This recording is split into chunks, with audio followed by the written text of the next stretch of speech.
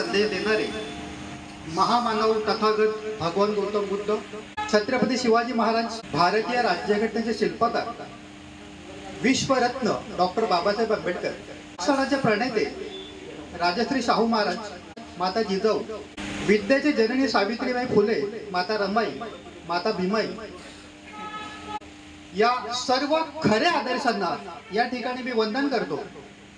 आणि आज या ठिकाणी भारतरत्न डॉक्टर बाबासाहेब आंबेडकर उद्यान संवर्धन समिती आणि doctor Babasaheb Ambedkar art gallery आणि त्यांच्या दोन संलग्न ज्या काही संस्था आहेत, बौद्ध पंचायत समिती शाखा क्रमांक 845 आणि संघमित्र आदर्श महिला मंडळ यांच्या संयुक्त विद्यमाने हा वर्षावास कार्यक्रम सुरू आहे। आणि या वर्षावास कार्यक्रमानिमित्त 6वं पुष्प गुंफण्यासाठी त्यांनी मला बोलण्याची संधी दिली। या चारही संघटनांचं सर्वप्रथम मी आभार मानतो।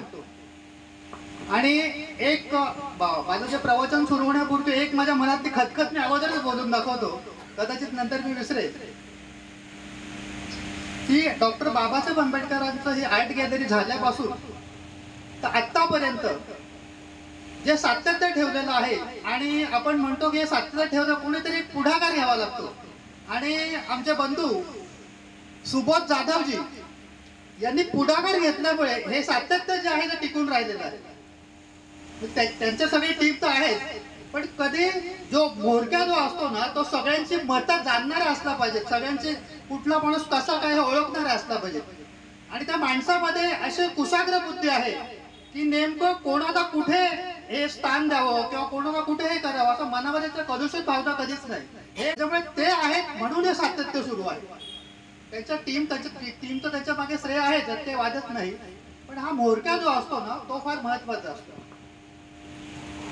या ठिकाणी 6वं पुष्प गुंफताना माझा विषय आहे मानवाच्या पराभवाची कारण। तथागताने जी कारण सांगितलेली आहेत, शरद भिक्कवे कार्यक्रम बहुजन हिताय बहुजन सुखाय लोकानुकंपाय अत्थाय सुखाय देशेत भिक्कवे धम्मम आदि कल्याणम बज्ज कल्याणम परियोषण कल्याण। तथागताने सांगितलेलं आहे, हे भिक्खूंनो, श्रामणेरांनो, मानवाच्या कल्याणासाठी आणि बहुजनांच्या हितासाठी कल्याणासाठी या धम्माचा प्रसार करा। सिद्धार्थ गौतम बुद्धाने आपल्या शरीराला अतोनात कष्ट देऊन अनंत साधने अंती सम्यक संबुद्ध प्रत प्राप्त केले, आणि हे सम्यक संबुद्ध झाल्यानंतर दुःख मुक्तीसाठी आपल्याला अत्तदीप भव या सम्यक मार्गाने आपल्याला जाण्यासाठी हा मार्ग दाखवला। आता अत्तदीप भव म्हणजे काय, तर स्वयंप्रकाशित व्हा। आपण काय करतो, आपण कधी कधी आपल्या स्वतःच्या आतला जो आपला स्वयंप्रकाश तो आपण कधी उजाडत आणतच नाही, आणि स्वयंप्रकाशित आपण जर झालो, स्वयंप्रकाशित होणं म्हणजे काय की आपल्या आजूबाजूला जे काही लोक आहेत त्यांच्या प्रती आपण मानवतेची भावना जर दाखवली तर या जगामध्ये कोणाचाही उद्धार होणं थांबणार नाही। आपण कधी कधी मनामध्ये कलुषित भावना जर असतील तर एकमेकांमध्ये द्वेष असतो, म्हणून आतील जी आपल्याची भावना आहे ती भावना आपल्या आतील मनातील आपण जी आहे ती आपण जागृत ठेवली तर कोणाचंही सगळ्यांचं कल्याणच होणार आहे। त्या जगात हा विश्वशांतीचा मार्ग आपल्याला तथागताने दिलेला आहे, पण आपली शुद्ध हरपण्याच्या आत हा बुद्धाने जो मार्ग दिलेला आहे त्याचा अवलंब आपण वेळीच करायला पाहिजे। पण तथागताने मार्ग दिलेला आहे, पण त्याचा अवलंब जो आहे, त्याचं पालन जे आहे ते आपण त्या तत्वावर जे त्यांनी जे आचारसंहिता दिलेली आहे त्याप्रमाणे बरेचसे म्हणजे अगदी 80-90% लोक ते करतच नसल्यामुळे आज जे काही अधोगतीची किंवा पराभवाची कारणं आहेत ती ही आहेत। कारण बुद्धाने जे सांगितलेले मार्ग आहेत त्याचा 100% जर आपण पालन केलं तर या जगामध्ये कोणालाही पराभव येऊ शकत नाही। तथागत भगवान गौतम बुद्ध श्रावस्ती येथील जेतवनामध्ये बसलेले असताना एका म्हणजे सध्या रात्र होत चालली होती, आणि कुशल कर्म करणाऱ्या व्यक्ती म्हणजे इथे त्याला देवता ही उपमा दिलेली आहे। आता देवता म्हणजे कुठली मंदिरातील देव किंवा देवी नाही, तर एक कुशल कर्म करणारा व्यक्ती अगदी म्हणजे आपण म्हणतो की जसं उजडण्याच्या वेळेस पहाटेच्या वेळेस अशा सुमारास तो व्यक्ती जेतवनामध्ये आला, तेव्हा सिद्धार्थ गौतम बुद्ध अनाथ पिटकाच्या आश्रमात आराम करत असताना आल्यानंतर त्यांनी प्रथम एका कोपऱ्यात उभा राहिला आणि तथागतांना वंदन केलं. आणि वंदन केल्यानंतर त्यांनी तथागतांना सांगितलं, भगवंत, आम्हाला मानवाच्या पराभवाचे जे कारण आहेत ती कारण सांगण्याची त्यांनी विनंती केली. त्यामुळे तथागत भगवान बुद्धांनी ही मानवाच्या पराभवाची जे काही 12 कारण आहेत ती 12 कारण सांगितलेली आहेत. त्यातलं पहिलं जे कारण आहे ते वृद्धिगत होणारा पुरुष कसा ओळखावा. वृद्धिगत होणं म्हणजे असं आहे की एखाद्या माणसाची प्रगती होत असेल, उन्नती होत असेल, तर तो माणूस आपल्याला सहज ओळखता येतो. मात्र एखादा माणूस धम्माचा अपप्रचार करत असेल, धम्माचं पालन करत नसेल, तर तो माणसाची अधोगती कधी होते. हे पहिलं कारण आहे. ते ज्याला खल आवडतो. खल याचा अर्थ असा आहे की काही माणसांना म्हणजे समजा चोरी करणारे, दरोडेखोर अशा लोकांच्यात राहायला आवडतो. आणि आपल्याला माहित आहे की एक म्हण आहे की ढवळ्या शेजारी बांधला पवळ्या, वानने पण गुण लागतो. आता आपण ह्या इथे सगळे बसलेलो आहोत, तर हे सगळे चांगले लोक आहेत. या चांगल्या लोकांच्या संपर्कात आपण राहिलो तर आपल्यावर चांगले संस्कार होणार आहेत.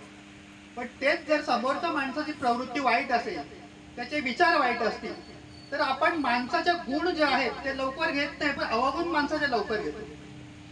त्याच्यामुळे हा जो खल करणारा जो माणूस आहे तो शेवटी ज्या लोकांच्या म्हणजे पुढी लोकांच्या असेल किंवा चोरी करण्याच्या लोकांच्या असेल, या लोकांच्या संपर्कात जर राहिला तर तो सुद्धा त्याचाच गुण घेऊन त्याला सुद्धा तसाच मिळतो. त्यामुळे संत कबीर म्हणतात, संगत करे बढे की तो बढ़त बढ़त बढ़ जाए. संगत करे बढ़े की तो बढ़त बढ़त बढ़ जाए और संगत करे गधे की तो फिर फिर गोता खाए. म्हणजे याचा अर्थ आपण चांगल्या माणसासोबत राहिलो तर आपली चांगलाच होणार आहे. आणि एखाद्या खराब म्हणजे ज्याची प्रवृत्ती वाईट आहे अशा माणसासोबत राहिलो तर आपण आपल्यावर ते परिणाम होतात किंवा त्याचे अवगुण जे आहे ते आपण घेतो. त्याच्यामुळे आपण चांगल्या लोकांमध्ये राहिलं पाहिजे. आळशी व्यक्ती, आळशी म्हणजे समजा एखादी व्यक्ती जर आहे ती कुठे काम करत नसेल, घरातच झोपून असेल, आराम करत असेल किंवा कुठल्याही प्रकारचा कामधंदा करत नाही, जर ते समजा कामधंदा करत नाही, झोपूनच राहते, तर व्यक्ती ही आळशी बनते. आणि आळशी बनल्यामुळे उत्पन्नाचा स्तोत्र नसल्यामुळे आपल्याला जो काही वेळ दिलेला आहे त्या वेळेचा आपण नेहमी सदुपयोग केला पाहिजे. चौथं कारण आहे वृद्ध मातेपित्यांची सेवा न करणं. आपण बघतो की एखाद्या व्यक्तीची क्षमता असून देखील तो आपल्या आई वडिलांची सेवा करत नसेल किंवा त्यांचं पालन पोषण करत नसेल, किंवा आपण म्हणतो की म्हणजे सक्षम आहे एखादी व्यक्ती आणि सक्षम असताना देखील आई वडिलांना जर वृद्धाश्रमात ठेवत असेल तर त्या माणसाची अधोगतीच होणार आहे. आपण बघतो की समजा आपल्या कुटुंबामध्ये आपण राहिलो तर आपण जसं आपल्या आई वडिलांशी वागणार आहोत तर तेच आपले गुण जे आहेत ते आपले मुलं घेणार आहेत. आज ते समजा उतार वयात आहेत आणि उतार वयात असताना आपण जर त्यांना सक्षम असून देखील आपण त्यांना जर वृद्धाश्रमात केला तर त्यांची थोडी अवहेलना केली तर ती लहान मुलं बघत असतात की माझ्या आजी आजोबांशी माझे मम्मी पप्पा कसे वागतात. शेवटी आज आणि उद्या आपण जेव्हा उतारवयात जाणार आहोत तेव्हा ते मुलं आपल्याला हे बोलून दाखवणार की पप्पा किंवा मम्मी तुम्ही माझ्या आजी आजोबा कसे वागत होते, आम्ही तसंच वागणार. म्हणजे आपण पेरला तसा उगवतोय. त्यामुळे आपण घरामध्ये तरी किमान कमीत कमी आपल्या फॅमिली सोबत कुटुंबासोबत राहताना मुलांवर जास्तीत जास्त चांगले संस्कार कसे होतील आपण बघितलं पाहिजे. त्याच्यानंतर श्रमिकाला किंवा गरीबाला फसवणारा माणूस म्हणजे एखादा गरीब माणूस आहे तर त्याला एखादा माणूस फसवत असेल आणि ते एक खोटं बोलण्यासाठी त्याला 10 वेळा खोटं बोलावं लागतं. एक खोटं बोललं तर ते लपवण्यासाठी त्याला 10 वेळा वेगवेगळे कारण शोधावे लागतात. म्हणजे एक खोटं लपवण्यासाठी 10 वेळा खोटं बोलावं लागतो. म्हणजे वाचने तो हे पापकर्म करत असतो आणि हे वाचने पापकर्म केल्याचा थोडे वाचने काय नाही पापकर्म केल्यामुळे त्याची देखील अधोगती होत असते. 6वं कारण श्रीमंत असूनही कोणाची मदत न करणार. आपण बघतो की एखाद्या व्यक्तीकडे गडगंज संपत्ती आहे आणि समोर एखादा गरीब माणूस आहे, तो अन्न पाण्या वाचून तडफडतो आहे आणि अशा वेळेस देखील त्या श्रीमंत व्यक्तीने त्या व्यक्तीला जर मदत केली नाही एक गरीब असल्यामुळे तर मग त्याचा गडगंज संपत्तीचा फायदा काय आहे? जर त्यांनी समजा मदत केली नाही तर कालांतराने काय होतं, संपत्ती जी आहे ती आज ना उद्या जाणारी आहे. आपण बघितलं असेल की दुपारी जी सावली, आपण एक साध्या भाषेत सांगतो, ही एका ठिकाणी राहत नाही.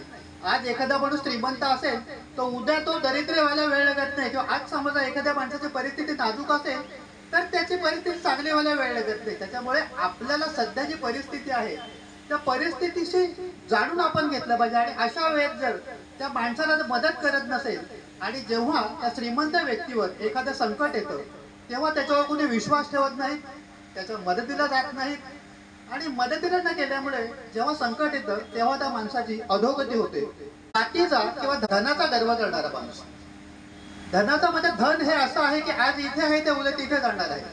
आपण एक साधारणतः उदाहरण घेऊ. समजा एखाद्या कुटुंबामध्ये दोन भाऊ आहेत आणि एखाद्या भावाची आर्थिक परिस्थिती खराब असेल आणि दुसऱ्याची चांगली असेल, तर त्या छोटा असो आणि मोठा असो त्यांनी त्याच्या भावाला मदत करो न करो तो त्याचा प्रश्न आहे. पण जेव्हा आपण सार्वजनिक ठिकाणी जातो, एखाद्या कार्यक्रमात जातो किंवा कुठेही जातो, तर त्याचा चार माणसामध्ये त्याचा अपमान करू नये. बऱ्याचशा वेळेला काय होतं, त्याची आर्थिक परिस्थिती खराब असल्यामुळे त्याचा जो एखादा म्हणजे जो बलाढ्य श्रीमंत आहे तो त्याचा जर अपमान करत असेल तर हे देखील पराभवाचे कारण आहे. कारण तुम्ही आज तुमच्याकडे संपत्ती आहे आणि तुमच्या घरातल्या व्यक्तीला असतील किंवा एखाद्या आपल्या आजूबाजूच्या लोक जे असतील, केवळ पैसा आहे म्हणून गर्व करून चालत नाही. तर आपण सार्वजनिक जीवनात वावरत असताना कमीत कमी त्याला काही मदत करू नका, पण त्याचा चार माणसामध्ये अपमान तरी करू नका ना. तर अशी जी व्यक्ती त्या अशा प्रकारे वागते त्याची देखील अधोगती होत असते. त्यानंतरचं कारण आहे व्यभिचारी माणूस. व्यभिचारी माणूस म्हणजे समजा एखादे माणूस जो आहे तर त्याला अनेक प्रकारचे व्यसनं असतात. मग दारूचं असेल, अजून इतर काही व्यसनं असतील, मटका असतील, जुगार असतील. तर हा माणूस त्या व्यसनामध्ये थोडक्यात त्याला तो छंद जडलेला असतो आणि तो छंद जडल्यानंतर तो इतका काय वेडा होतो की कालांतराने त्याच्या घरातले असतात आणि भांडे कुठे सुद्धा विकून त्या ज्या काही गेम आहेत त्या गेम खेळतो. म्हणजे तो छंद त्याला असतो. त्याच्यामुळे त्याच्या घरातली जी संपत्ती आहे, कमवायचं तर काहीच नाही, त्याच्यामुळे ते सगळी संपत्ती त्याची या अशातच जाते आणि त्याच्यामुळे त्या कुटुंबाला आणि त्याच्यावर देखील अधोगतीचं कारण येतं. त्यानंतर आहे परश्री गमन करणारा माणूस. म्हणजे आपण म्हणू शकतो की घरामध्ये सुविध पत्नी असताना देखील एखादा पुरुष परस्त्री गमन करत असेल आणि तिथे परस्त्री गमन केल्यानंतर समजा त्या लेडीला आजार असतील तर ते आजार तो घरी घेऊन येतो आणि ह्या माऊलीचा आणि त्या मुलांचा कोणत्याही प्रकारे दोष नसताना त्याला जे आजार आहेत ते आजार त्या भगिनीला आणि त्या मुलांना होतात. इथे त्या मुलांचा किंवा त्या माऊलीचा काही संबंध नसतो, पण त्याने जे काही वाईट कृत्य केलेलं आहे त्याचा जे दुष्परिणाम आहेत त्या संपूर्ण कुटुंबाला भोगावे लागतात. आणि असं झाल्यानंतर काय होतं, तो त्या माणसाबद्दल जेव्हा लोकांना कळतं तेव्हा त्या माणसाची नाराजगी होते, काही वादत नाहीत आणि अतिशय म्हणजे असे ते खराब आजार होऊन त्या माणसाचा मृत्यू होतो. शेवटी त्याला जे आजार आहेत हळूहळू शेवटी लोकांची हळहळ लागते आणि त्या आजारांमुळे त्याचा मृत्यू होतो आणि त्याच्या कुटुंबातील सदस्यांना देखील कोणत्याही प्रकारचा त्याचा दोष नसताना त्यांना त्याचे दुष्परिणाम भोगावे लागतात. त्याचे जे काही आजार आहेत ते मुलांना आणि पत्नीला भोगावे लागतात. त्यामुळे असा जो माणूस आहे तर त्याची निंदा नाराजगी होते आणि शेवटी त्याचा अंत हा होणारच आहे. तर हे एक पराभवाचं कारण आहे. वयस्कर असूनही तरुणीसोबत एखाद्या मुलीसोबत लग्न करणारा माणूस. आता आपण बघतो की महाराष्ट्र शासनाने जी लग्नाची जी आपल्याला जी हे दिलेली आहे, वयाची मर्यादा दिलेली आहे की समजा मुलाचं वय 21 किंवा मुलीचं 18. आता हे जे वयाचं जी मर्यादा दिलेली आहे, एखादा वृद्ध माणूस आहे वृद्ध आणि तो एखाद्या तरुणीशी जेव्हा लग्न करतो तर तो सारखा त्याच्या मनामध्ये विचार चालू असतात की बाबा तिच्या मनातल्या ज्या काही भावना आहेत किंवा तिच्या ज्या काही इच्छा आहेत त्या मी पूर्ण करू शकेल का, तिचं इतर कोणाशी तरी काही नसेल का, असं त्याच्या मनामध्ये अनंत प्रश्न येतात. आणि हे अनंत प्रश्न आल्यामुळे त्याला रात्रीची झोप लागत नाही, सतत चिंतेत असतो तो. आणि मग असं चिंतेत असल्यामुळे मग समजा काहीतरी तिला मारझोड करणं, शिव्या देणं, घरामध्ये कलह निर्माण होतो आणि या कलहामधून शेवटी त्यांच्या कुटुंबाची पूर्ण म्हणजे कुटुंब अगदी त्यांचं रसातळाला जातं आणि त्या कुटुंब रसातळाला गेल्यामुळे हे त्याचं एक अधोगतीचं कारण आहे. दुर्व्यसनी आणि उधळा माणूस जो आहे, दुर्व्यसनी म्हणजे एखाद्या माणसाला अनेक प्रकारच्या वाईट प्रकारच्या व्यसनं असतात आणि हे व्यस्त असल्यानंतर किंवा एखादा उधळा माणूस असेल त्याला आपण एखाद्या चांगल्या चेअरवर म्हणजे आपण निर्णायक म्हणतो की समजा एखाद्या निर्णायक चेअरवर त्याला बसवलं आणि त्याला सांगितलं की बाबा हे तुला करायचं आहे आणि त्याला 1 रुपयाची किंमत आणि 10 रुपयाची किंमत याच्यामधला फरकच कळत नसेल. म्हणजे समजा एखाद्या गोष्टीला खर्च 10 रुपयाचा आहे, परंतु तो उधळा जर असेल आणि त्याला त्याचं जे नॉलेज आहे ते नॉलेज जर नसेल तर 100 रुपयाच्या ठिकाणी तो 1000 रुपये खर्च करेल, 1000च्या ठिकाणी अजून 10,000 रुपये खर्च करेल. शेवटी त्यांनी जे कमवलेलं धन आहे मग ते कंपनीतले असो, खर्च असो आणि कुठले असो, हे धन जर त्यांनी जे वापरायला पाहिजे तेवढं खर्च न करता असं जर त्याने अवाढव्य जर खर्च केलं तर शेवटी त्याची अधोगतीच होणार आहे.